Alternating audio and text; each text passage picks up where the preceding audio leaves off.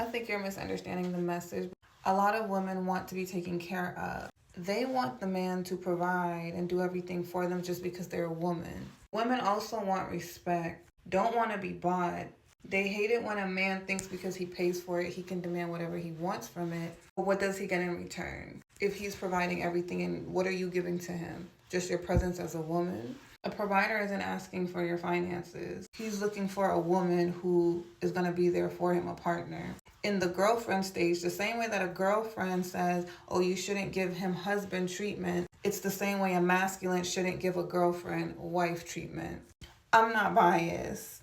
And in reality, if you read the full comment, it's about class, it's about lifestyle. Someone who grows up in poverty compared to somebody who grows up in middle class or rich, y'all have different perspectives on your reality. So if someone has a rich mindset and they date somebody who has a poor mindset, that connection isn't equal. But if someone can understand the other person's lifestyle, then that changes things. People choose connection based off of their environment, what they know growing up. People don't like to take accountability for themselves, so they blame other people for what they choose in a partnership. And they deem every connection as that, every person as that. No, it's the caliber of person that you choose because of what your awareness is aware of, what your environment has taught you. So to have that perspective that it's not equal for a man to want to choose a woman who can carry herself in the girlfriend stage, he does not have to provide for her because that's what he does as a husband. And she should not want that. She should want to be independent. Every woman and man should be standing on their own until they make a contract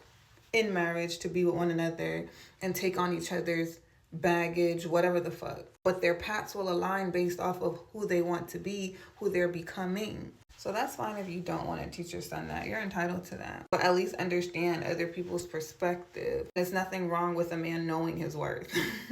Everybody is different. And I'm sure that there's a majority of people that are like that you're saying. But that's not everyone. People have different preferences. We're not everybody's preference. But if you focus on what you're building or who you are and what you're attracting, then what other people do is none of your business. But if everyone looked at women and men from an equal standpoint, that each person have their strengths and weaknesses, that unless you're serious about a person and a serious commitment is marriage, then you don't gotta provide for nobody because technically when you're girlfriend, boyfriend, you're still considered single. So yeah, a man don't have to provide for a woman in the girlfriend stage.